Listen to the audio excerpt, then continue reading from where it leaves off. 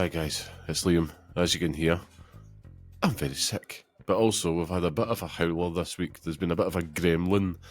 So the audio quality this week won't be at its usual high standards, but we didn't want to delete the conversation, so here's everything in all its glory. Maybe we're just being fussy. But anyway, enjoy the show. This week on the podcast, we kick off silly season with big remakes and break down what makes a remake feel right as they toe the line between nostalgia overload and modernisation. We also share our impressions of Metal Gear Solid Delta Snake Eater, Gears of War Reloaded, and more. Plus, in this week's Pixel Picks Showdown, we're naming the best Metroidvania game.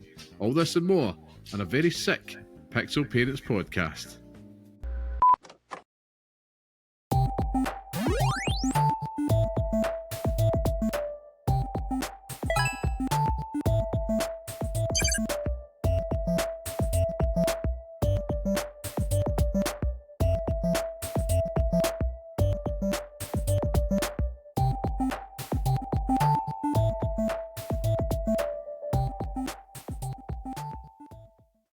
Hello and welcome to the next episode of the Pixel Parents podcast, the show that discusses all things gaming from the perspective of parents.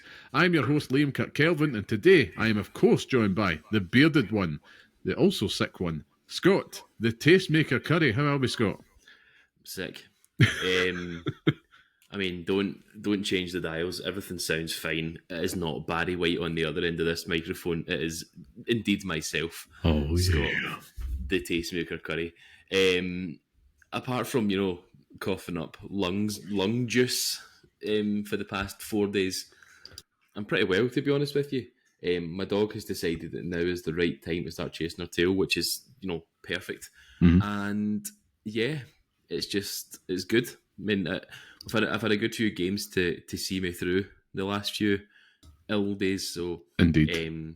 It's been nice, but I could really do it without this, to be honest with you. I'd much rather just not be unwell. All it's taken is 1 week back at school, and that's it. That's it. The lurgy season is upon us. Totally fucked us all, man. You always think you're prepared for it, and then it always gets you. Do you know what I mean? Disgusting. I know. It's unbelievable. I'm sending the kids to school in a plastic bubble, I think. I'm on the descent this evening at time of recording, so I know that by this time tomorrow I'm going to be an absolute, wreck. I'm not looking forward to work tomorrow. I have legitimately not stopped sweating, God, since Sunday. I've just been sweaty. The room was full of sweat, and there you go. There's a Making a Murderer reference. 5 minutes into the episode, but yeah, I'm excited to actually talk about this because it's been a long time coming for a particular game that we want to talk about, and I'm excited to get there because I've got some things I want to discuss. Indeed, because it's been a busy week, Scott. There's been a lot of let I mention a lot of new games. It's silly season. It's officially upon us. We're in the big run now to the end of the year, I would say. And it's just been games aplenty. I mean, absolutely unbelievable stuff. But despite all the lurgy stuff, yeah, it's actually been fantastic. Spoil for choice has been the kind of main theme this week. A lot of games played, some games finished, but we'll get into it. So let's just get some housekeeping out the road and start chatting all the good stuff, shall we? So, of course, for those listening, this is the Pixel Parents podcast, the weekly podcast by parents who game. For those who do the same, where each week we discuss all things gaming whilst raising little ones. Now, every Friday you can listen and see your old dad's top video games on YouTube, Spotify and Apple Podcasts. So please subscribe to us on YouTube if you're not there already so you don't miss our mugs. And if you want to be part of the podcast, come say hello and share your thoughts with us at pixelparents.bsky.social on Blue Sky, or write to us at pixelparentspodcast@gmail.com. And if you like what you hear and you want to support the show, you can leave a 5-star review and share this podcast online with your friends, or even subscribe to us on the new YouTube channel as well. That really helps us out. And of course, thank you to everybody that does join us each and every week. So, Scott, let's get right into it. Been a lot of games. We've been playing them all this week. Would you like to kick things off, dear sir?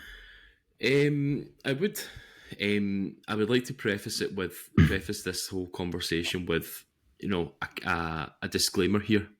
Okay. So this whole week was the lead up to Metal Gear Solid Delta coming out. That's all we were looking for. Metal Gear Solid Delta, and that's it. But in the time beforehand, Team Cherry decided to announce when Silk Song was coming out. And you know me, Liam. I'm one for a challenge. So it's like, you know what? Maybe I'll try Hollow Knight and see how it goes. Is it possible to finish it before the 4th of September? Yes. Who knows? But let's have a go and see how we get on with it. And this segment, Liam, I want to title "The Apology of Scott Curry," because this is the moment in my life where, you know, I have been humbled by a game, a game that I tried, a game that I really tried. I played it for an hour and I was like, what? But you've not got a map. What? I don't know where I'm going. There's nothing that I can do. I don't know where I'm doing. Don't know what I'm going. Don't know what I'm looking at. Nothing makes sense. And since I've started playing Liam, I genuinely, and I say this without jest, you know, with every single fibre of my being, that this game could well be top 5 games of all time in my own personal choice of games. And I'm not even finished it yet. Mm-hmm. It is outrageous how good this bloody game is. Like, for a character that doesn't talk, the whole game is just littered with personality. None of the characters actually speak. They've all just got these wee me voices. But it's like, it's written word and it's great. I'm loving it. I'm loving how ambiguous it is, how like Dark Soulsy it is. Like, I'm sure there's a Vatu Vidya equivalent of you know, Hollow Knight, because if it isn't, then someone has to go on that, because it's just phenomenal. Yeah. And that's before you get into, like, you know, the combat is fine, but then you get into like fighting the boss battles. It's a dance. Like, you learn the patterns and you just figure it out. And even when you have it figured out, you still manage to fuck it up somehow. And it's like, I know what I'm doing, and you just go straight back to it, and it's brilliant. It's got all the secrets, all the wee things hidden all over the place, like you would find in your kind of generic Metroidvanias and stuff like that in there. But it's just so good. It's got all these like in the Prince of Persia: The Lost Crown, when you had those challenges where you would be like having to maneuver around the things and not get hit. It has that in abundance, Liam. And then you start factoring in all the different abilities that you get, like double jumps. You've got like your floating moves, your dashes and stuff like that. And I'm just in awe of it every single time that I play it. Like, the hours melt away, and it is ridiculous, like how this has happened. On the days leading up to Metal Gear Solid 3 Remake coming out, I had not Metal Gear Solid in my brain at all. It's like, it has just been taken up by Hollow Knight completely. And even with Metal Gear Solid coming out, I'm still doing it. I'm still playing Hollow Knight. Like, I'm playing Metal Gear Solid, but I'm also like, yeah, I'll jump back in there maybe for an hour or two, because I'm just obsessed with it. So that is the Scott Curry apology segment. Wrap it in a bow, nice and neat. We're not going to wrap it in a bow yet, right? Because our lovely listeners must. They'll be like, Liam, ask the question. And you go. But it's very simple. What changed? I played it. I actually just persevered with it. I kind of done the same thing that I recommended that you do with like Bloodborne, for example, where you can use a guide. Like, not use a map or anything like that, but just look at where should I go first and what is the natural progression of this game, until you get to a point where you feel comfortable with just navigating it by yourself. And I'm just not, because I think that you kind of feel like a bit of a cheater when you go through like a Metroid, Castlevania type game, or, you know, anything of that ilk, where you go and look up like hints on a guide and you're like, yeah, I could have found that by myself. Do you know what I mean? Like, it's just, you kind of feel like a bit wrong for doing it. But with this, it wasn't. I don't want to know where everything is. I just want to know where I should be going, because it doesn't tell you. Like, it gives you markers on the map, sure, but you don't even have a map at first. Do you know what I mean? Like, it's just go down this hole and just find your way to somewhere. And then it just becomes normal, and you're going through all these different biomes and stuff, and it's just constantly changing things enough that I'm like, I'm invested in this now, like completely invested in it, and it's now to a point where I'm like, the 4th of September cannot come soon enough, because Yeah. day one, I might even just buy it on the PlayStation, to be honest with you, because I'm so used to playing it on that already that I'll probably just buy it on my PlayStation. But At least you've got the option of yeah, Game Pass, try before you buy, at least. exactly. Yeah, I don't think there's going to be any issue that it's going to be good. Like, I think that from all the reports you're hearing from Jason Schreier coming out talking about the people developing it and saying that, they took their time with it because they were having fun making it. And it's nothing to do with these horror stories you hear from like LA Noire developers, or that Team Bondi, or like you hear from Blizzard, where everyone's literally tied to their desks and being made to make this game. Is that it just seems like they've just had a lot of fun doing it, and that's what you should be doing. You know what I mean? If you want to make a game that's a complete labour of love, then love it. Like, Yeah. make love to it. But what changed? It's maybe I matured. Maybe maybe the year of the log has taught me that it's just too easy to throw these games away. We're so quick to decide that we don't like something, or maybe it takes us a bit too long. In the case of Dragon's Dogma 2. However, next. oh my god! But with this, it was just a case of persevere with it. It obviously has all this acclaim and love for a reason. So give it a go and just see how you get on. And yeah, it's started landing. Yeah, well, that's good. I am not on the same journey. I have not FOMO'd out on this yet. I will play Silksong, and I'll probably do the same thing, but that's just because, firm believer, not everything's for everybody at the end of the day. But I'm glad that you found something in there, particularly in the lead up to Metal Gear Solid Delta, because it was as the days were getting closer, it's becoming more and more painful waiting on that bad boy. So I mean, it's always good, and then there you go. You can be our official Silksong correspondent on this show, because it sure as hell will not be me. I filled out my time this week. Just a very brief update. I came good on my promise. I beat Death Stranding 2, Scott, and the day before Metal Gear Solid Delta. It was my birthday at the start of the week, so I had a couple of days off to celebrate, which was good. And I used it just to, just round things off. And yeah, I'm not going to sit and linger about the game, just closing thoughts about it, because I think we spoke about it enough on the show with your wonderful thoughts on it. And I think I'm with you. I toed and froed a lot on this as to what kind of score would I give it myself. But I think I'm going to land on a 9 personally for myself, on a 9. But it's because the gameplay and everything, and the loop, and the sheer improvement and scale of it is all 10s. The only kind of nick in the armour for me is that there's still that element of what in the name of Christ is going on. But it does deliver some extremely high highs. There's, like you mentioned, I've not even spoke to you about it yet, but you keep mentioning there's a moment. Won't say when, won't say what, and won't say why. But when I seen it, I was like, this is it. Excellent. Absolutely excellent. And the most ridiculous thing that, even thinking about it, is still the most ridiculous thing I've ever seen.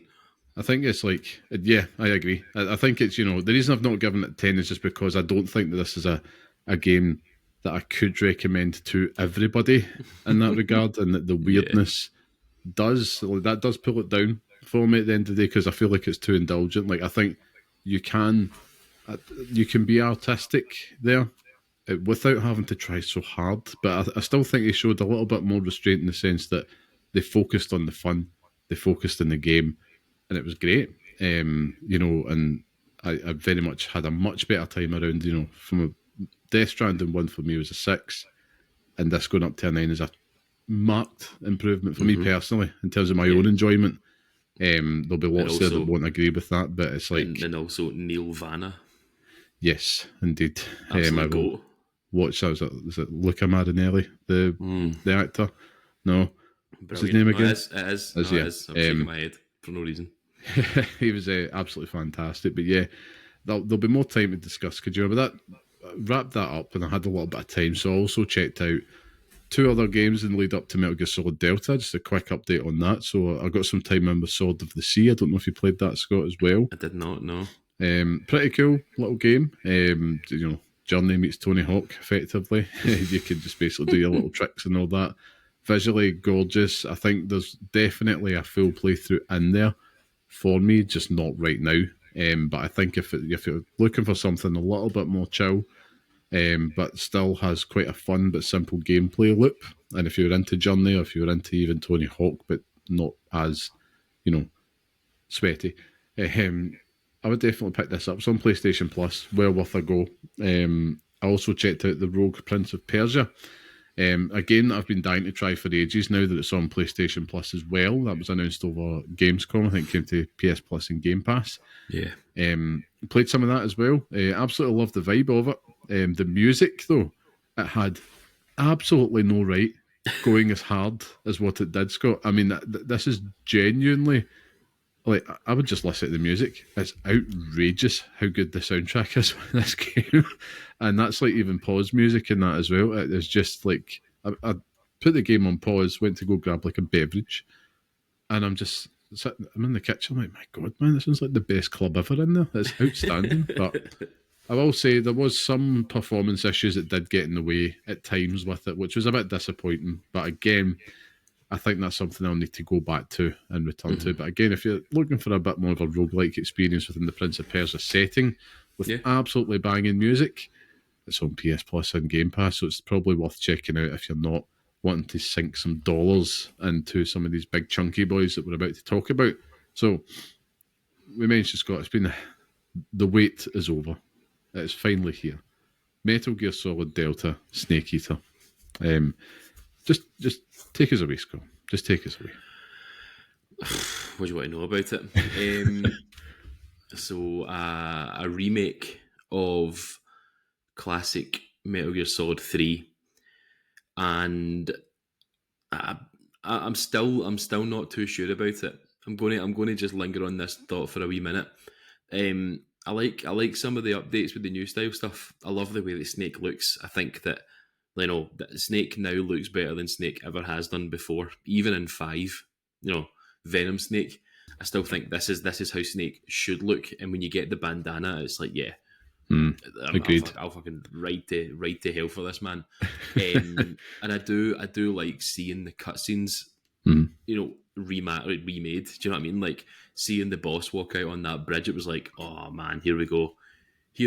And even the scene after when you come back from you start Operation Sneak Eater, and it's she takes you come down on that big plane thing, and she shoots it all up and stuff. I was like, yeah, man, this is I'm into this now.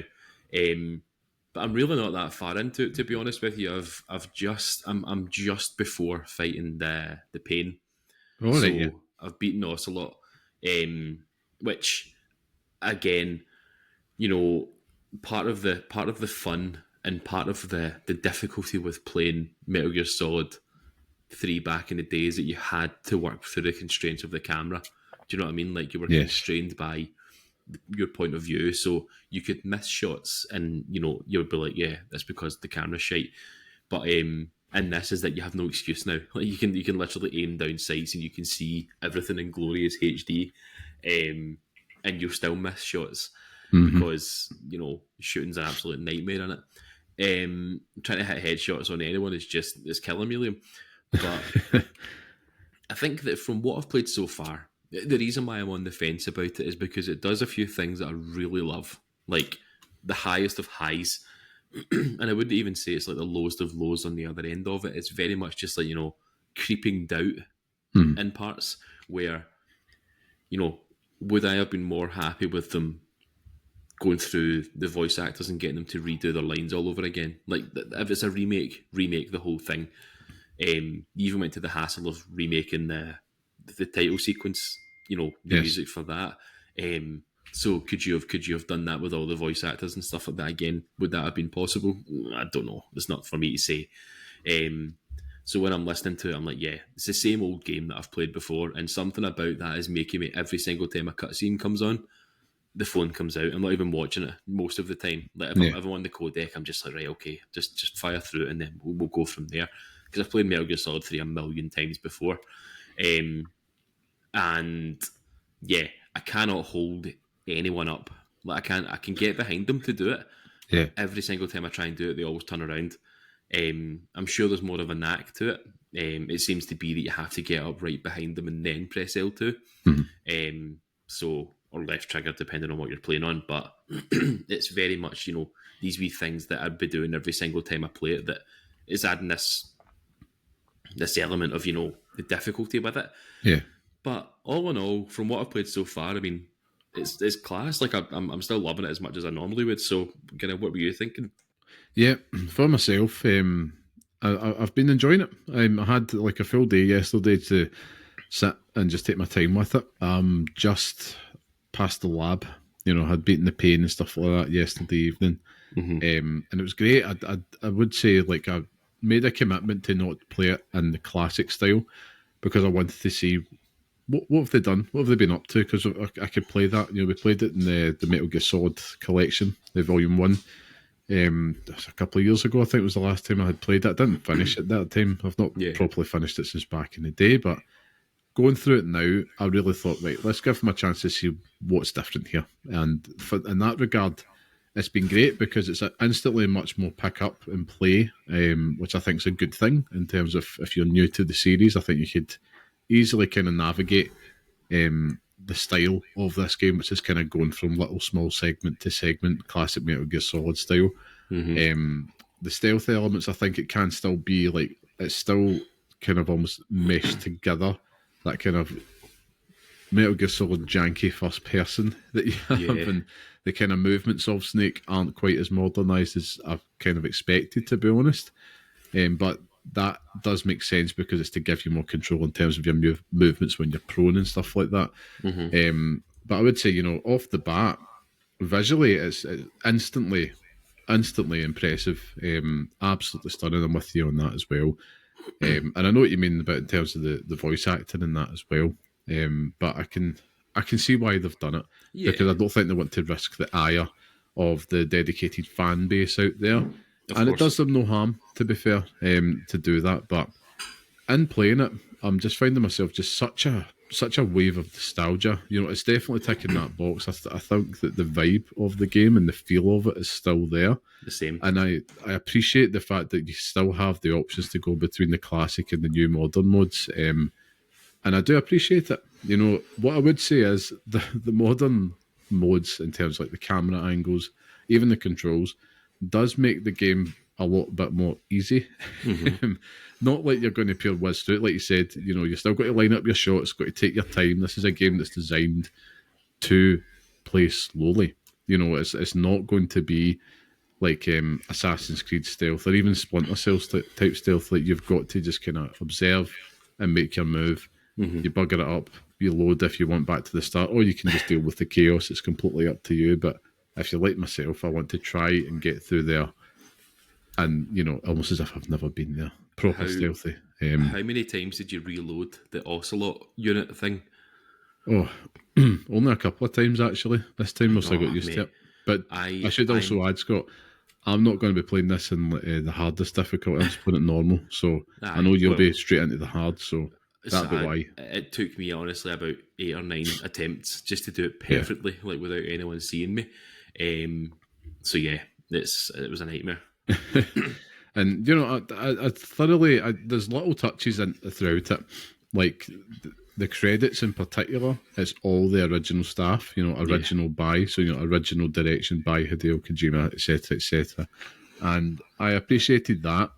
The new title sequences, like you mentioned, look outstanding.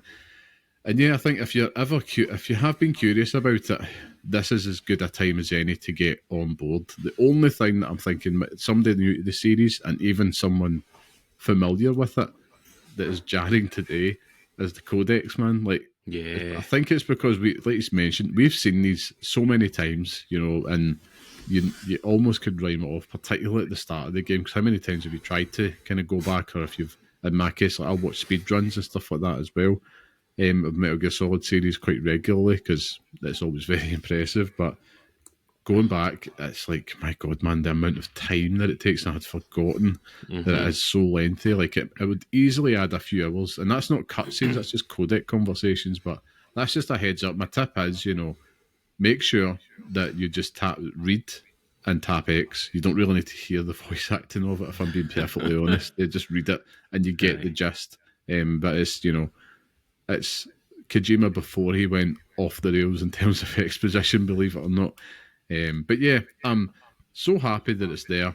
I think it's Metal Gear Solid 3, so there's so much replay value within it as well. That I'm kind of looking forward to goofing about. I'm just taking my time, just trying to find things and try to remember where stuff is as well. It's the Gakkos, or the wee duck things in the whatever, I think there's not Kodamas, but whatever they're called. I cannot leave a room until I've found them. I know where they all are, and up until Ocelot's fighting, then I can't remember. So I'm always like toying with myself, being like, this playthrough, I'll find them all, but then also I'll just be like, I'll play it again anyway. So just do it when you do it then. But that's a job for another time, and it also gives you a wee count on it as well. So you're not having to make a note of how many you've got when you go to the pause menu. It shows you how many you've got up to that point, which is good. So it kind of takes that all into account for you. What I do like, just because you haven't touched on it, some of the sort of modernization in terms of how you change your camos. How you even get to like the menus and how you change things like that. It's like, it makes so much more sense in terms of how they've gone about doing it, and I really like that. And what I would like to have a discussion about, Liam, just before we proceed with anything else, is how you said jarring, and it's the perfect phrase for it, because even myself, someone who has played these games before and is familiar with some of the weird practices that Hideo Kojima preaches, and that in that first scene with Eva, when you first meet her and you get that wee prompt R1 at the top of the screen, you're like, oh, okay, what's that to look at? And it's just a full-on still image of just Snake looking right at her rack, like she's just there, bosoms out, and Snake is just right into it. And I never felt, back in the day, it didn't feel lewd for some reason. Like, it didn't feel weird. But in this, it was like, in the Lord's year 2025, it was almost like, you couldn't take it out because the fans would be like, woke nonsense. But it almost feels a bit like, should we have really done this? It's just like bizarre. Yeah. And I think that's, we'll have a chance to dig into this in more detail shortly, but I'm with you, and I think it's different looking at it through the lens of a grown adult as opposed to like a teenager back in the day. And even that's not why you bought it, but all these kind of little lewd and quite cringe things always popped up in games. But you've got to remember as well that this is a game from the PlayStation 2 era, when games were marketed largely towards kind of horny teenage boys at the end of the day. And it does. I didn't realise, looking back, and it's funny the things that you can eliminate from your mind, how egregious it was. Like, wow, was there any need for that at all, Hideo? And that's just the tip of the iceberg in terms of what's in there. But we're going to come back to that. Before we do, though, there was one other game that I had been playing this week, another remake, Scott. I don't know if you had the chance to play it, which is Gears of War Reloaded, which also came out yesterday on the 26th of August. We're recording on the Wednesday this week. So, yeah, I went back. I just wanted to touch on it because, again, keeping in with the theme of such nostalgia. My God, man, what a game.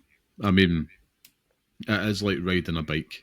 It's the only way I would kind of sum it up effectively, but I think I have all the timings down from the insane playthroughs that I would have had through the years, even playing it like Ultimate Edition most recently with yourself, but the OG one, the Xbox 360, I just adore it, man. Like, I still remember where they're going to be spawning in, what the timings to throw the grenades and all that stuff. It's just fantastic. So I blasted through Act 1 yesterday as well when I had a wee bit of time towards the end of the night. And it is just like, it's just made me appreciate just how good a game Gears of War, the original really is. Like, to the point where I think we kind of forget just how good that was in terms of action, in terms of gameplay, graphics, and also what it did for narratives as well within that space. Because beforehand, it's not like the greatest story ever told, but they at least have a stab at trying to develop their characters, make you attach with them in different ways and stuff like that. And yeah, it's just an absolute roller coaster ride. I would say looks fantastic. I believe this is my digital floundering piece here. Is that I believe that it's using the Unreal Engine 3, but it's like an upgraded version of it, according to Digital Foundry. Now they put a fantastic review. Well worth going to check it out if you're interested, just to see what the technical improvements are. And I think they've since mentioned that I've noticed it myself. I put it in the 120 frames, or 120 hertz mode. It's available within the menu for the campaign. And I noticed that there's some slight jittering issues, which if you've got a display with 120 hertz and VRR on it ain't supposed to really do that. So it was a little bit, so I got around it by turning off motion blur originally, which I would tend to do in games anyway because it does give me a bit of motion sickness. Again, that's the joy of accessibility. I've since seen on Blue Sky today that the problem's actually linked with the fact that the campaign is actually only supposed to be in 60 frames per second, not 120. That really shouldn't be an option in the menu. 120 frames is only for multiplayer. So if you're like me and you're experiencing that, turn it off, see if it makes any difference. I'm going to be doing the same tonight and see if it makes any difference. But again, with this being available on Game Pass and most notably on the PlayStation for the first time, if you're new to this series, man, like I could not recommend it enough. You'll have an absolute blast. You might not have a blast playing the multiplayer, tread carefully on there, but as people kind of cover and shotgun spam you. But Scott, we need to be getting an insane co-op playthrough done at some point, man. Like it needs to happen. It needs to happen. We'll stream it for the fans, Yes. They deserve this. They have to watch us going through pain. I will die for the cause.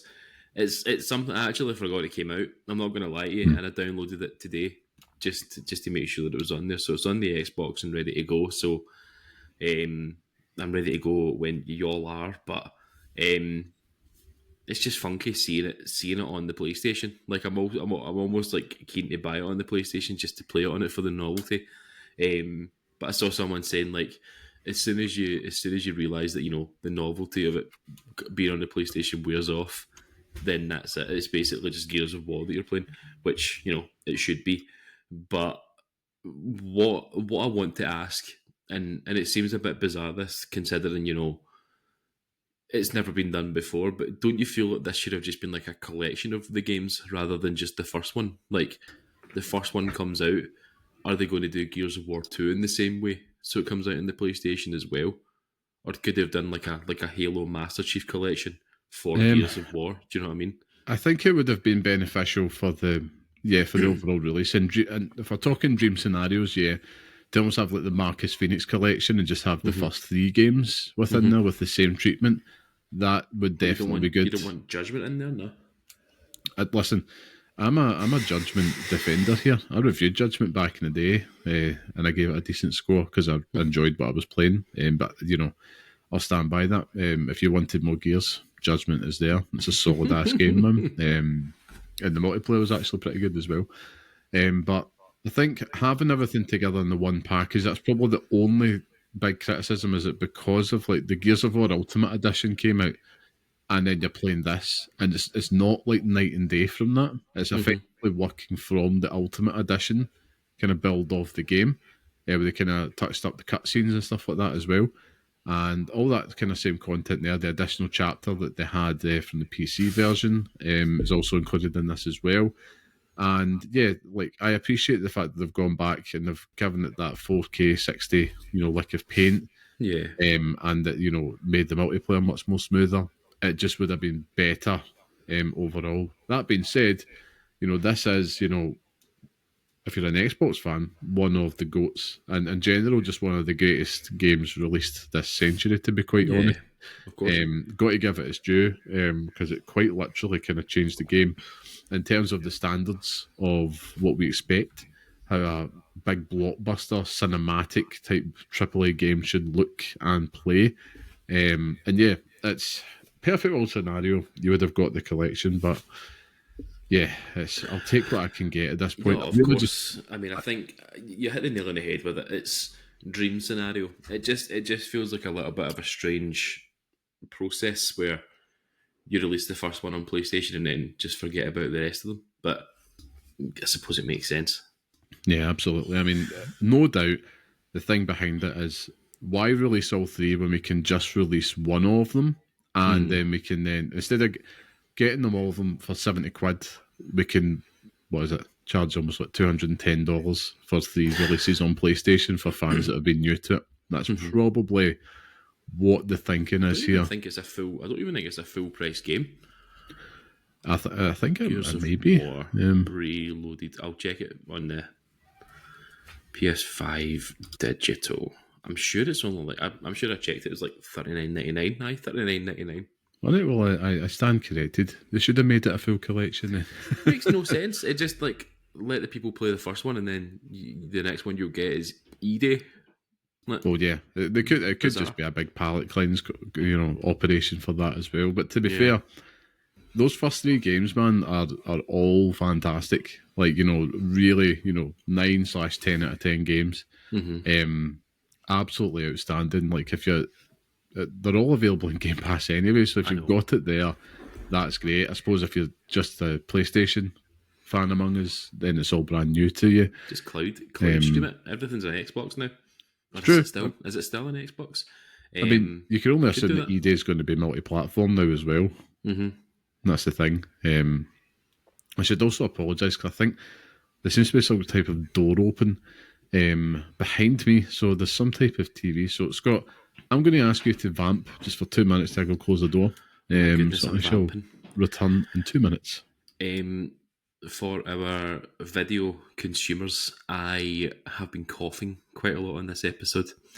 I have since drank a whole cup of coffee, and yeah, it's not helped. But there we go. Let's talk about Hollow Knight for a minute. I just beat the Lost Kin. You know what that is? I don't know either. But it was tough, man. It was really hard. I found myself having to go and upgrade my nail, and having to go and get some more soul things, wee faces, and all that nonsense. So we're there with it. It's hard doing a podcast by yourself, because you don't really know what you say. I'm probably saying quite a lot, and it's just an awkward situation, but we get there in the end, and Liam just hangs his socks out, and then that's it sorted. Yes, I am back. Thanks for that, Scott. Sometimes, if you've got a Cocker Spaniel, they just like to be dicks and open doors, and just let your wife's TV show just spill onto the airwaves. So, yeah, that was a bit of a fire county or country or something that was getting played there in the background. Whilst we're talking about Gears of War. Anyway, we should move on to the main topic. So, we're talking a lot about kind of old games. Anyway, Scott, you touched on it there, like with the feelings that you're having around Metal Gear Solid 3 Delta, and as well as, the feelings we're having for Gears of War Reloaded, in terms of, there's a lot of fuzzy warm nostalgia, but you're bringing that into the modern day, almost resurrecting these dinosaurs. 65 million years of evolution are suddenly brought together. What could we possibly expect, I suppose? I'm paraphrasing here from the ever great Jurassic Park. But the main topic this week is about remakes, and we're titling this one, fix the game or the player. And we're asking that question, basically they're remaking all these stuff that we loved as kids, right? And you mentioned there, as kids, we had underdeveloped brains, I suppose. We might have liked things and seen things in a certain way, and it was also a different world. Now, we've got Metal Gear Solid Delta, got Gears of War Reloaded. We've even got the likes of, albeit not a remake, got returning series such as Shinobi, Art of Vengeance, one didn't even get to even discuss. Yeah, true. That's sitting there on the docket. I've not had a chance to begin yet because, hey, it's raining games, first world problem. But these are all hitting shelves. And really, it's about the big question here is what makes a remake feel right? You know, should it be a case here that everything just gets preserved just because it worked back in the day? And I'm sure there's a vast majority that would probably feel that way, I would argue. Other parts of these classic games, you know, we're talking about 2 absolute 10 out of 10 games here that's on this show, albeit the kind of the tone, could be the story, the design. Should some of it stay in the past? You know, so what I want to do, Scott, is take some time here just to discuss about how these modern remakes are just kind of balanced. You know, how did you preserve and honour the original, but also how do we do it in a way that kind of reflects the values and the standards of today at the same time? It's a very, very fascinating challenge that these developers have. And that's kind of where I want to start off, you know. The remake of a challenge. So we talk about games that we love. We look at the Pixel Picks Showdown, right? Filled with classic games that we absolutely adore. And it's like, yeah, just remake that. But the challenge of doing that, if say for instance, the point of this discussion here, money is no object, right? It's just not as simple as doing that because there is, you know, it's a very different society. Gaming's never been bigger than it has been today. Lot more eyes on it. You know, there's almost an element of punkishness from back in the day. What do you make of the challenge of remaking a video game in 2025? I mean, an easy question, please. The big one. What do I make of it? I think if we look at recent history, the remade games that I've played, you've obviously got Metal Gear Solid. We've obviously had Silent Hill 2. And I'd even throw in Dragon Quest in there as well, with the HD 2D remake and stuff as well at the same time. It's that you have one of 2 ways that you can go about it, is that you have to be faithful to the original vision. You know, like, it's not all the time that the person remaking the game is going to be the person who made it in the first place. As we're seeing with Metal Gear Solid, is that we're having to deal with Konami, who are remaking a Hideo Kojima game, which is, you know, imagine that in the first place. Yeah. But trying to retain that vision and that charm that Hideo Kojima brings is difficult, and you can lose that. And even with a game like Silent Hill 2 as well, is that it's really difficult to do that at the same time. But the challenge of it, I guess it is just making sure that it's worthwhile. Like, you're not remaking a game just for remaking it. Do you know what I mean? Like, you're adding reason for it to be remade. Like, take Metal Gear Solid 3, for example.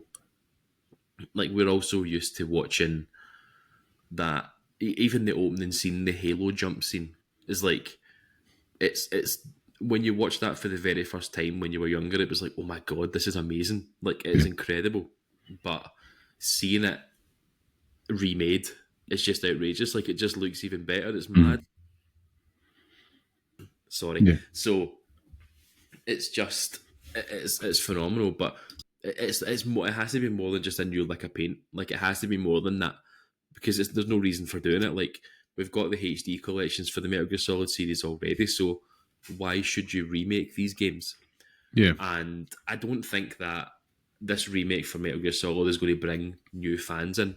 I don't think that's the reason for this. I think it is just more a case of wanting to capitalise on the fan base that's there and put Metal Gear Solid back on the map in some way, shape or form. And you're seeing that with Silent Hill F as well. I'm going to cough again, so you take it away. Okay. So I don't. You are right in what you're saying, and I think this is probably the biggest challenge around remaking games, and it's, again, is it a problem with how we remake the game itself, or is it a problem with the player expectations? So if we look back, as Scott Stein, if we look back at even things like Final Fantasy VII Remake springs to mind for me, and the fact that was legend for the longest time. That was the, you know, Hollow Knight Silksong, you ain't got nothing on this in terms of like the every single showcase since they kind of, I believe there was some footage or something like leaked about it in the lead up to it, over my head at the time, but that was folklore. Final Fantasy VII Remake, it's going to happen. And they took a very brave, I would say, and interested approach to it, whereas they kind of, yes, we're going to remake it, and we're kind of almost going to redo the story within the existing one's timeline. So they're like, we're going to have our cake and eat it here. and we're going to also turn it into a trilogy, but you didn't see that one coming. And all these things, it was so kind of confusing at the time when it released, because it was like, right, how far is it going up to? And slowly but surely, once after the game's released, it's like, it's only taking you up to X, and it's like, all right, okay, here's what we're doing. And naturally, I think you'll get, it got its plaudits, it got its flowers. I think on the whole, everybody had loved it, that had played it. But you would get the purists, the ones that were like, oh, I wish you just remade it. It was perfect. Why did you do it like that? Yeah. And it's just that kind of, old gamer stance on it, I would say. The purists will never be happy. And that ultimately is the tug of war. Do you change just enough to balance both sides of those new and those old? Because the purpose of a remake has to appease to both. At the end of the day, it can't just be for all the people that played it before, but shinier. You have to then try and look to reignite a franchise, or to reintroduce a certain entry in a franchise to a new audience. Yeah. Which is, I think they've done very successfully. What I'm trying to say before, I was trying to finish my point off quickly before I literally choked. Before you died. Quite literally choked. I coughed so much. Oh my God. But I think what I was trying to say, and you've hit the nail on the head there, is that you try to reinvigorate a franchise. So with Silent Hill, for example, like the success of a Silent Hill 2 invigorates the fan base for Silent Hill F. Mm-hmm.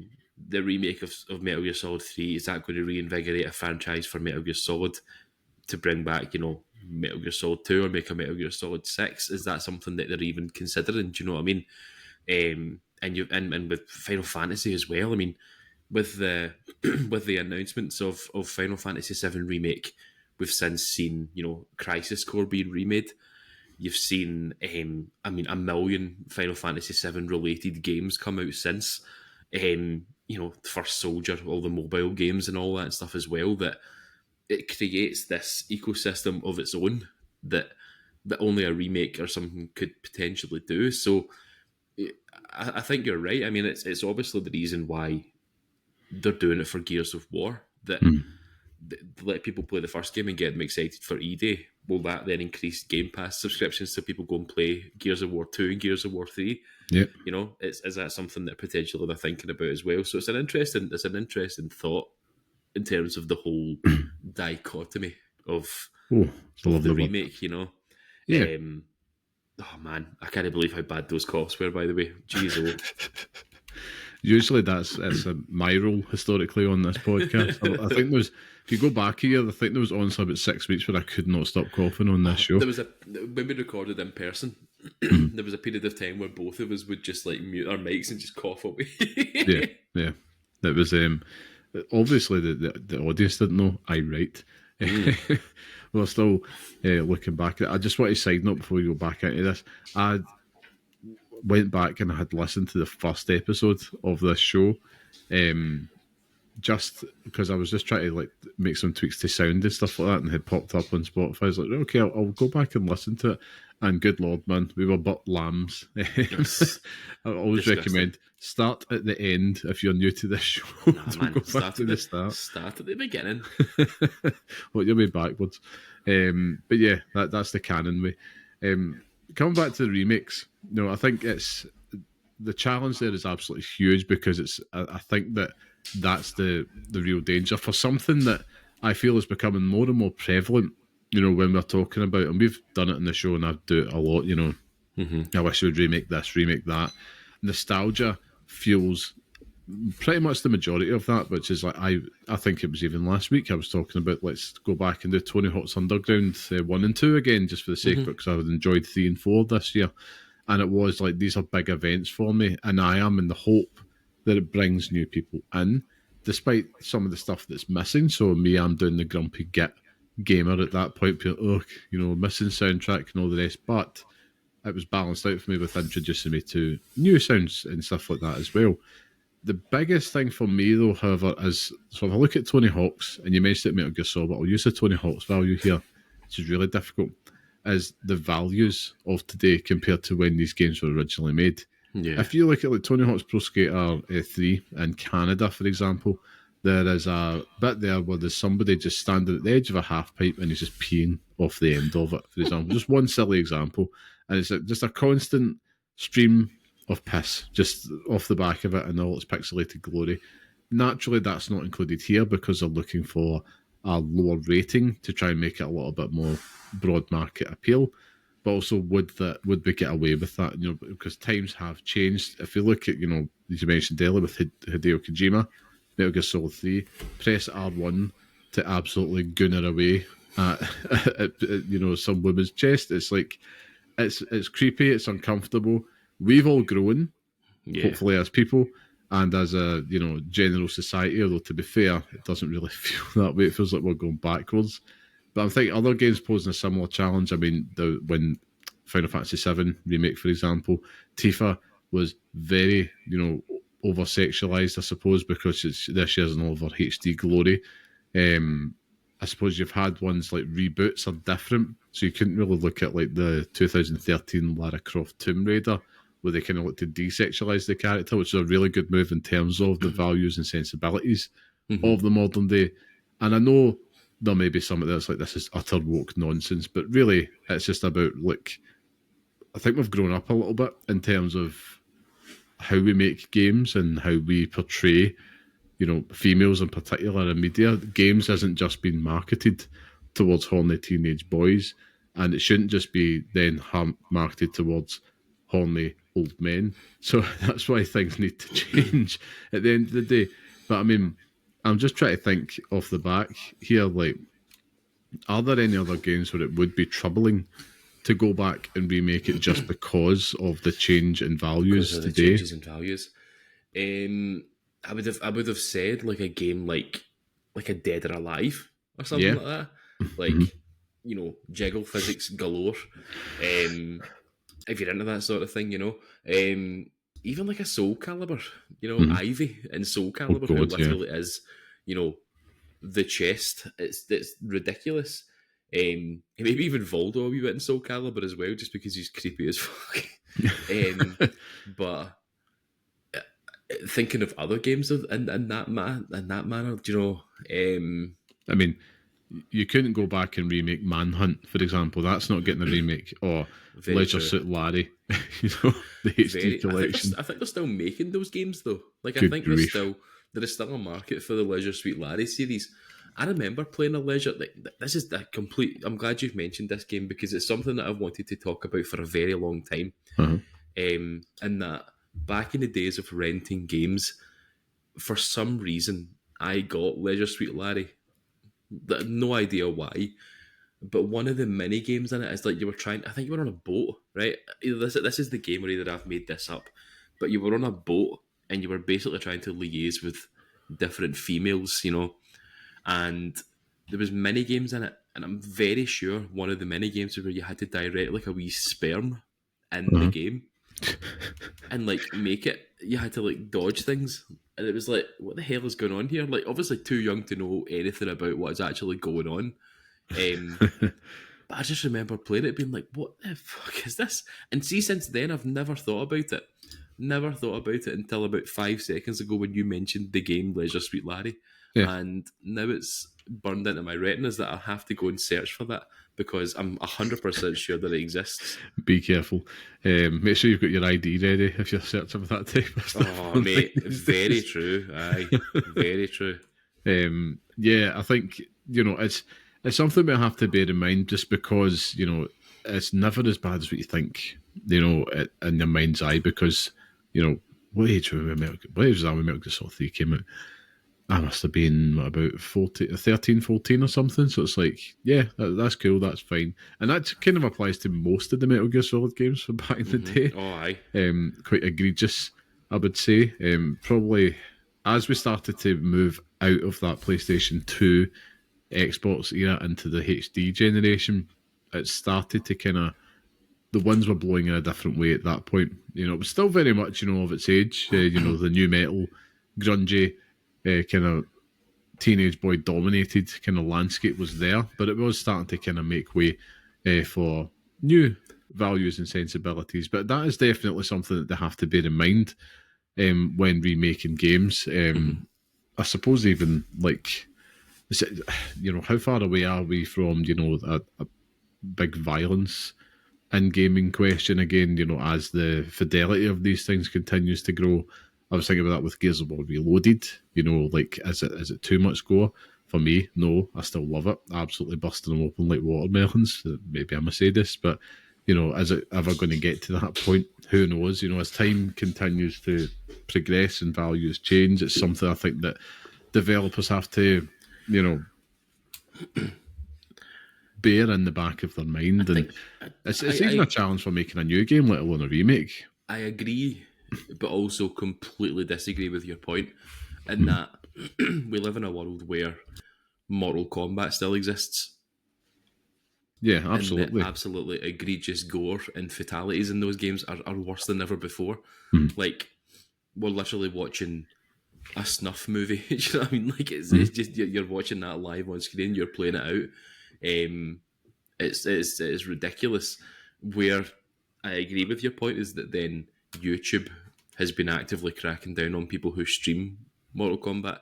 Like, you can't show blood on those games anymore. Anytime you watch a Maximilian Dude video where he's played Mortal Kombat, every single time there's a fatality, it just cuts to him watching it.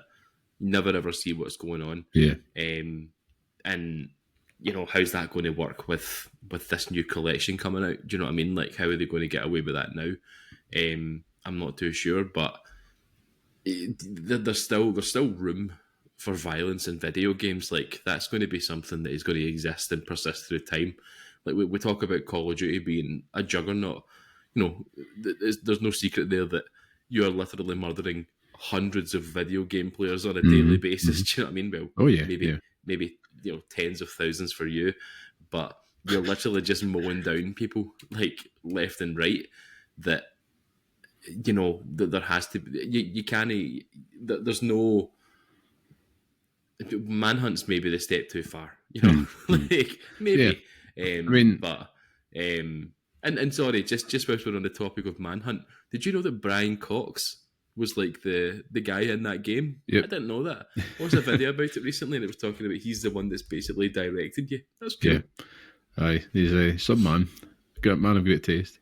I think when you look back at it though, the irony is, like, we're talking about, it was probably like the sexualization stuff that probably doesn't play well into the hands of values today, but the thing we were talking about back then, these games that we'd love to see remade, it was the violence. It was like, Manhunt is causing people to murder people and all that, Grand Theft Auto, etc. All these things, and it's like, human values and human beings are cyclical in nature. And I'm just wondering, like, what's it going to be like in 10, 15 years' time? Christ, I dread the thought of what it was going to be like in like 5 years' time, let alone that far. But sensibilities change and they kind of come back around again. And the big thing that goes against it is that if it does, that would be a very different debate, because the fidelity and stuff like that is so much higher. But I'm going down a rabbit hole or something. This is a big what-if scenario now. So I'll put us back on track here, but we're coming back to the actual art of the remake in terms of, is it something that's more, do we need to change the game or the player? It's the mechanics. Again, it all keeps coming back to Metal Gear Solid Delta, but I was playing Gears of War Reloaded, and that still feels and plays like it did in 2006, albeit very simple. Point and shoot, off you go. But that's why it was, like I mentioned, riding a bike, because it's that classic gameplay up to the modern standards. It runs a bit smoother, it looks a bit better. The jank and stuff like that, although there wasn't much. That's probably something where the mechanical question comes into it, because you could go fix the game, right? So say, I'm trying to think of a game that has kind of some natural jank in it that is a bit beloved, but say there is one, right? An example's not coming to mind, but if there's a little bit of jank in there and it's like, cool, let's go. Grand Theft Auto 4, right? Yeah. And you go to the set of swings and you want to launch yourself off of it, but they fix it in a brand new 4K remaster. And there's a challenge posed there because they fixed the game, but then the players might be upset because it's like, well, we wanted the magic catapult swing. What's happened to my catapult? I like that jank, and that again is such a headache. I mean, for me personally, I'm all for them changing up and fixing the game in this case, as opposed to fixing the players Yeah. around it. Particularly around this mechanics question, because to me that kind of feels like the point. It's almost like, look, we have better tools at our disposal. Let's make it and see what comes out. Let's cook something up. You know, we've got better ingredients. Let's see what dish we come up with this time using the kind of same recipe. I don't know where you stand in that one, Scott. I think you're right. It's preserving legacy issues. Do you know what I mean? Like, would you play? But then you're completely changing gameplay on it. I'm thinking like Fallout games and stuff, taking out the VAT system and just putting it as normal. Do you know what I mean? Like you're changing the entire game at that point. But it's like changing exploits in the game. Like for example, playing Fallout 3 recently, where you could do like a what am I trying to say? You could do like an exploit in the game where you could cheat and get more money, get more caps to buy more things, and it worked. You know, in abundance. Like, would you take that out of the game if you were remaking it, or would you still have to kind of keep that in there? How are you remaking it? Are you remaking it from the ground up, or are you using that existing game to help you kind of feed that into it? I think that's the reason why, you know, they've basically had to, like, in quotation marks, remake Final Fantasy Tactics because they lost the old codes and stuff like that for it, I'm sure. Yeah. And sort of the database and stuff like that. So, sometimes you don't have that luxury, but you're absolutely right. With a Grand Theft Auto 4, for example, like, do you still want those cars to handle like boats? Like, are you going to change that? Is it going to drive the exact same the way that you would in Grand Theft Auto 5? Or are you still going to keep it handling horribly? Do you know what I mean? Like, it feel weird. Imagine going back to Grand Theft Auto 4 Remake, but it handles better than ever before. It's like, where is my terrible driving? Like, are you still going to have to stop at toll booths every 5 minutes before you drive through the city so you don't get caught by police? It's a pain in the arse, but you have to keep those things in there. Like, you lose something and all that, and you're absolutely right. So yeah, you have to keep those things in. Yeah, I mean, I think back to some of my favourite games are probably more annualised stuff, you know, like the WWE games from back in the day. Yeah. If they ever did, it's like, you know, we're going to remake SmackDown 2, Know Your Role. We're going to bring it back and we're going to just try and modernise it enough, keep a version of the arcade gameplay, but it might end up being like Tony Hawk in the fact that they might have to make the odd tweak and concession here and there just to get the project over the line. And I would still take it. That's the thing at the end of the day. I think this all comes down to this kind of old gamer guff versus new gamer guff at the end of the day. And it's that eternal battle. The old dogs are going to be complaining it's too different and be forever turned off by the modernisation. I seen here a lot of people, particularly still about Final Fantasy VII Remake, for example, they can't get over it. Other new gamer guff, if you stick too close to it, they're going to complain it's too archaic. And it's like, who is actually playing it like this? And then we're sitting there laughing in our greyness, going, back in your day, you know, we didn't have analogue, because it can compromise the vision. I just find it absolutely fascinating. But here we are, you know, we've got, bringing this full circle, we've got Metal Gear Solid Delta there, right? And that's the big one here that we're talking about. Gears of War Reloaded just kind of feels like it's been done before, right? In terms of remaking it. But Metal Gear Solid Delta, it's been from the ground up, and they have stuck religiously to the original vision here. Effectively, a lot of the criticism at the time was, who is this for? Because it is effectively just a new coat of paint. Is it for the new? Is it for the old?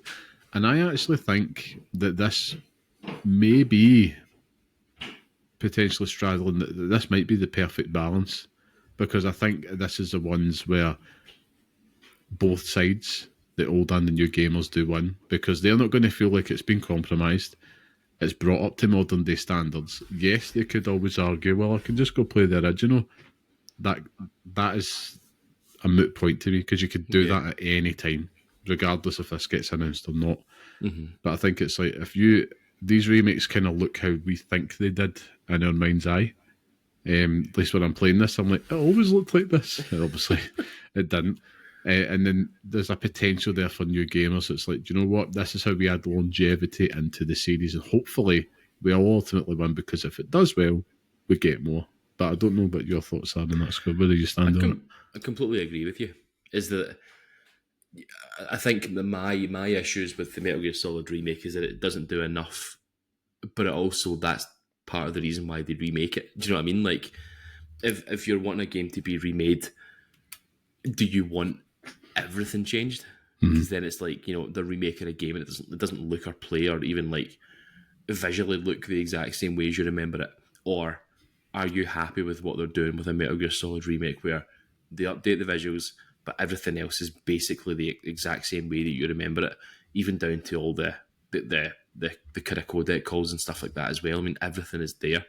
And you're absolutely right. I mean, this toes the line really well in terms of that whole remake conversation. And I think in the long run it'll be this could have done really badly. Do you know what I mean? Like, it's a beloved game, and the fact that we're not sitting here talking about how shite it is, like, why did they do this in the first place, is a miracle, to be honest with you, because Metal Gear Solid fans are notoriously pains in the arses.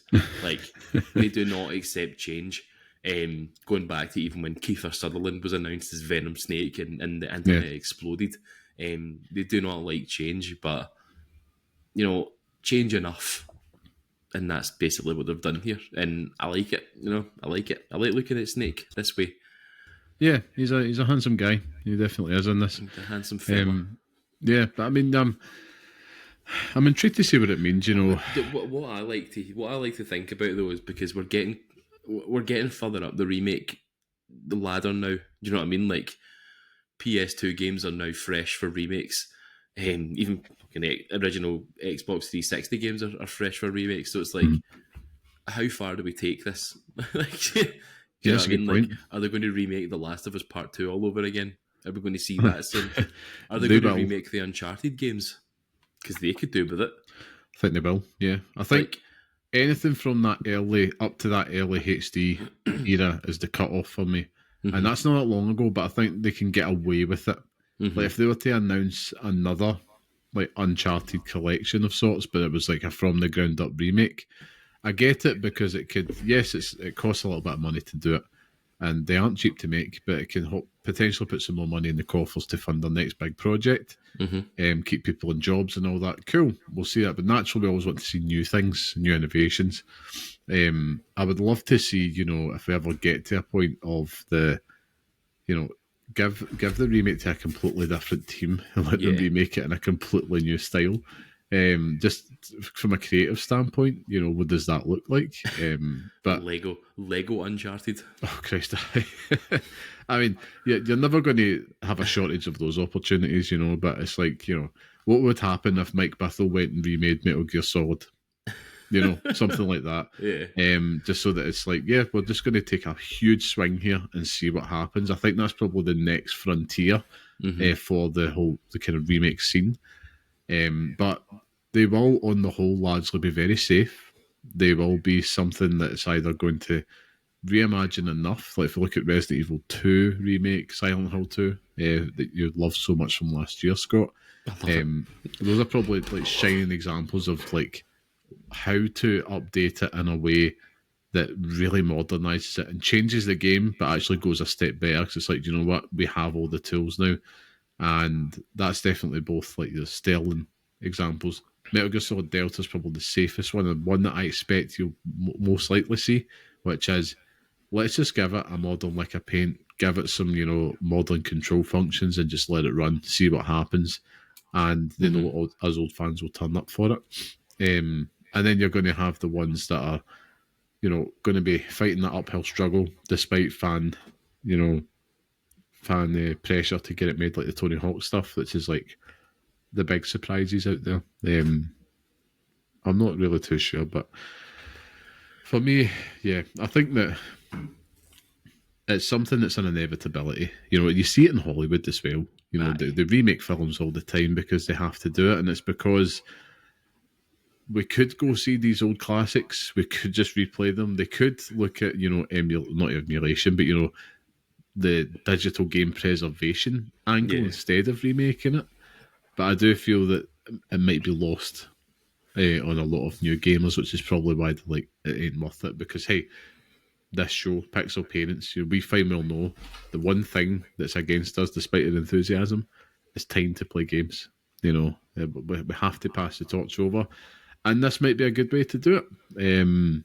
But if it were up to me, I'm greedy. I want it all. I want the preservation and the remake. Preserved. Give me it all. You're true though. I mean, case in point, Dino Crisis. Like Where having is it? Dino Crisis on Where is PlayStation Plus is great. Yeah. But when you go back and play it, it's like, oh my god, this looks and also runs fucking terribly. It's So arse. Playing it now. get it remade and just bring it up to a point where like it looks and plays better. That's we're not asking for, triple A experience. I don't want that. I'm quite happy just having a very competent remake of a game that I love. Like I think that with Dino Crisis, there's an opportunity there that you could easily do that. It's not a long game. Like even go down the route of like the Resident Evil, the original Resident Evil remake, where it doesn't look all bells and whistles the same way as it normally does. Like you don't have to go down a Resident Evil 4 remake route or 2 or 3. You just make it better looking and just let it play the same way. Like that's all you need to do with it. It doesn't have to be the greatest remake of all time, but I just want Dino Crisis again, Liam. I want it. Don't get me started, Scott. I don't even know. I want to create a list of remakes that I want, and I'll do that in my own time. But maybe that's a future episode for us. Yeah, the remakes we want. Let's do it. Okay. I want Theme Park World back though. That's naturally top of my list. Theme Park World. And Cool Get Spot. it on there. Cool Spot. Fuck, I forgot about Cool Spot. Oh, my whole identity is fraudulent. As you know, I've been campaigning a very long time for Dino Crisis to return. Because going back to the originals, have very different prospect these days. Tanky controls and stuff. It's just we've been spoiled, and we're just kind of used to playing games in a very different way now. Not saying that I couldn't go back, but if you're in that mood where you've got a free evening, it's like I'm just going to jump in. It's like no, I'm not, because this is absolutely handling like an old shop bully. Exactly. But I'm intrigued to see what our listeners think though as well. Where are you on the remake things? Are you very much it's a case of you're happy that they fix the game, or is it something we the players need to fix in terms of our expectations? I think to summarise this main topic for me, I'm happy to fix the game. I don't think really the player expectations can be fixed at that point, so I'm just going to take the easy way out and go for fix the game. Scott, what about yourself? Fix everything, man. Fix the entire gaming industry, to be honest with you. Heal the world. Heal the world. And I've said it. I've said it so many times in terms of the future of the industry, the future of mankind, to be honest with you, Liam. But I do believe that the children are our future. Teach them well and let them lead the way. And the best way to do that, remake every single game ever made. And yeah, we're good to go. Excellent. Well, on that note, I think we should. Whilst you introduce this, I'm going to go and get water before I choke again. So of course, I will be back. Of course. So on that note, it's time for myself to move us into the main next segment of the show. I've already fluffed that already. This is really hard to do by yourself. I should have experience doing this after the Pixel Reacts, but anyway, I digress. It's now time for the Pixel Picks Showdown, where each week we each pick a game from a chosen theme and decide which one deserves to live on in the hallowed Pixel Picks list, which is our definitive list of the best games we recommend and pass on to the next generation of gamers. Now, last week's theme was Best Art Style Game, with Cuphead becoming the latest addition to the list. And in this week's Showdown, we're going to be debating what best Metroidvania game we think should feature on the Pixel Picks list. Now, as always, last week's winner goes last. Now, last week, I believe it was Scott who came in with a very excellent suggestion of Cuphead, robbing that from me at the last minute there, because I was robbed. I'm always robbed in this. So, yeah, it's going to be an interesting one. Metroidvania is definitely as Scott mentioned, it's never been hotter than what it is just now with the likes of Hollow Knight. You've had other classics through the years, modern classics, should I add. Metroidvania just seems to be like if you stick to if you can land the basics well with a Metroidvania, then you've got every chance of it being a modern day classic. But Scott, you have returned. So I put hot water in my cup instead of cold water, and I started drinking it. I was like, oh. I think the both of us are flailing and taking a downturn at a rapid pace here, but we've fought the good fight here. We're nearly there. We're nearly there, listeners, so we'll get through this together. But yeah, best Metroidvania game. Scott, you're going to go last, as I was just mentioning. So I'll just kick things off with a very, very quick fire honourable mention, and then just into my pick for this week. And it's a very, very blunt one, because I'm just going to stand tall on it. My honourable mention this week is going to Prince of Persia, The Lost Crown, which is a recent addition to the Metroidvania pantheon. Arguably, Prince of Persia, it predates a Metroidvania. So calling it a Metroidvania is probably going to piss off some people, but it's probably more, it fits in with the modern colloquialism. So let's not kind of do that actually meme. So I find well no, but in terms of this, in terms of the modern colloquialism and grouping of games, I had to give it a shout out because it's one of the best modern examples I have played, hands down. So much fun, came out of nowhere, bolt from the blue, and it really is just one of the best games of last year, and one of the best games that you'll play. If you do get a chance to pick that up, I do recommend it. But my pick this week is very, very simple, and I'm just putting it out there because my pick is also the winner, Scott, so you can deal with that, and it's Super Metroid, because she is the Mac Daddy, and that's it. That's all I'm going to say. It's Super Metroid, Scott. Come at me. Well, I'd like to have another conversation about that, but my honourable mention for this week is Hollow Knight. I thought about games like The Messenger, stuff like that as well. Big game on my list. Even I thought you were going to pick that. Even things like Dead Cells, even Blasphemous and stuff like that as well. Like, phenomenal games, but they all take from other games that that are better than them. Big one on my list though, the Hollow Knight is 100% my honourable mention for this week. And I've not even finished it yet, and it is already, as I say, top 5 games of all time, to be honest with you. It does everything that you know and love in a Metroidvania, so to speak. Designed perfectly. You have the upgrades that you can upgrade yourself with that then change how you navigate the map. You can open up different areas. Then you factor in the storytelling, the lore of the game, the combat, the soundtrack just adds to it. Incredible stuff. But I've kind of gone down the same route as you, Liam, in terms of what makes a Metroidvania. What is the origin of the term Metroidvania? Now, you have gone down the first half of that word with Super Metroid, but I'd like to have a conversation about the second part of that word with Vania, so to speak, Castlevania. And one of the best Metroidvanias, if not the best Metroidvania, has to be Castlevania Symphony of the Night. An outrageous game. Outrageous. You obviously play as Alucard. We've all had the kind of previous Castlevania games, which you could have picked any one of them, to be honest with you. Apart from 2, I think 2 is terrible, but Symphony of the Night is just incredible. Even now, like, you could have Metroid, you could have fucking Super Mario. Oh my god, I'm dying, Liam. You could have Symphony of the Night in top game lists of all time, to be honest with you. Like, it's there. It does the same things as any Metroidvania should do with the upgrades and stuff like that as well. But you also then have, you can completely customize your Alucard, so you can find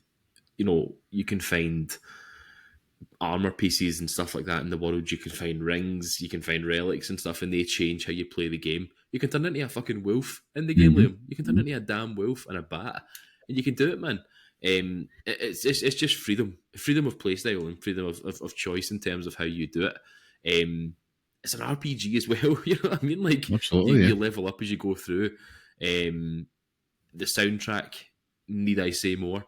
And yeah, it's just incredible. Like, it's got alternate endings. You can replay it as Richter Belmont as you finish the game.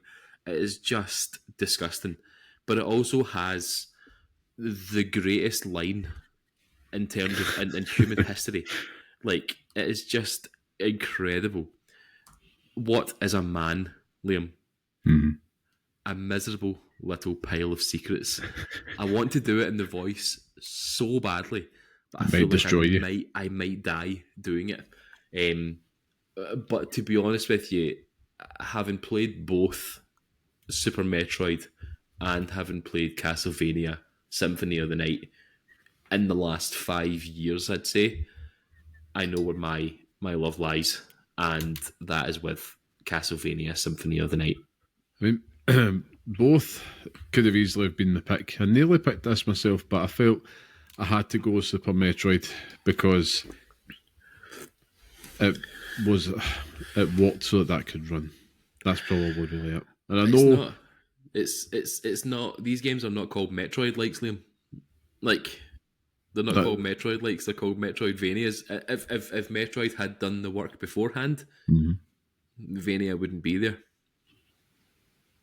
I don't understand that at all. So it's like my brain might be breaking. It's not like we talk about, Souls likes. Do you know what I mean? Like, it's not like we saw them like.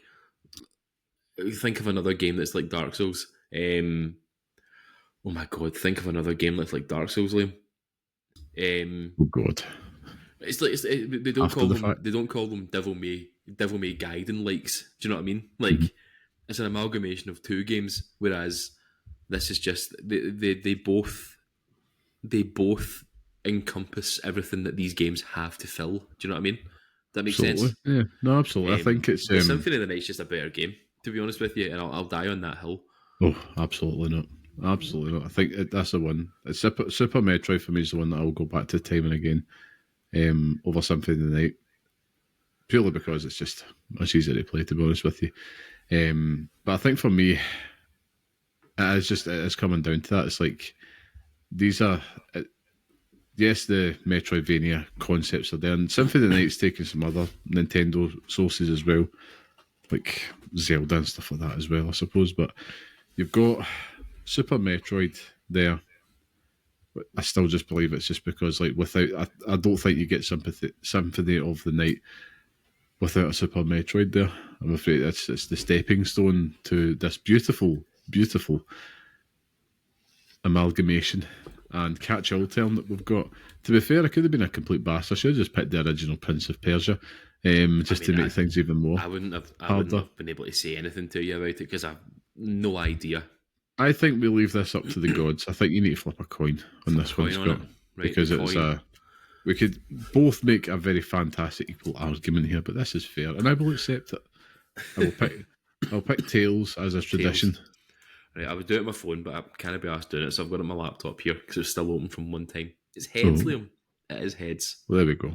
We'll give it to Castlevania Symphony. I keep saying sympathy. Symphony of the Night. The Symphony of Destruction. It is a Megadeth song now.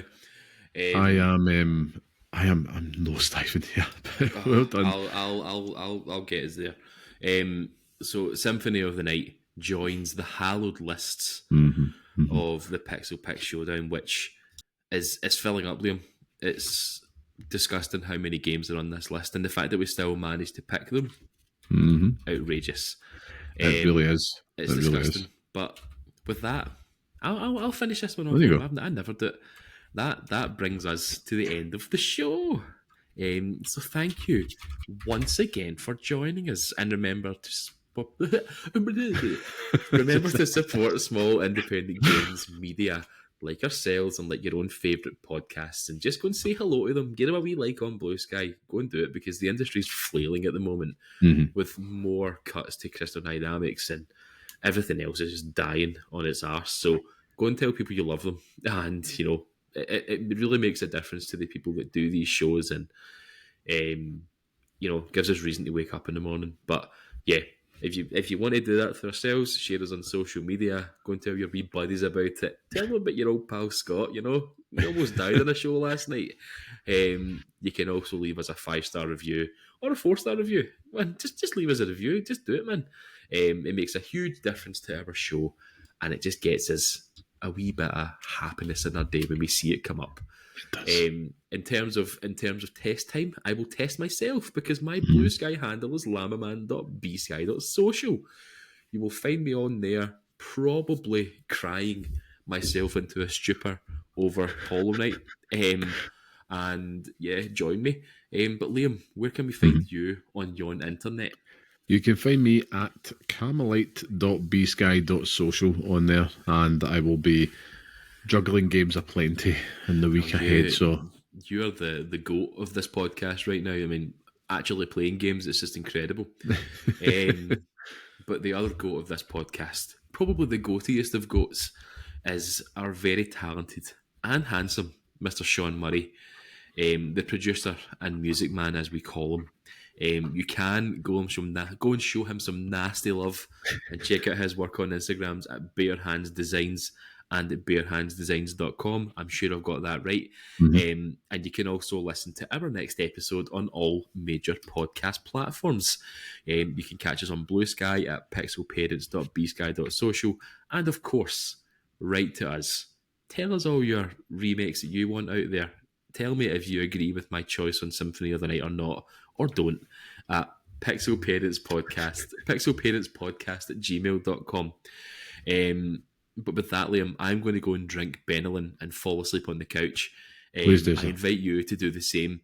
And for our listeners and our viewers, please stay safe, stay sane, and as always, thank you for having us. I was robbed again. I love you all. Goodbye. I'm going to die. Good friends, goodbye. I'm going to die. 'Cause tomorrow is bad too.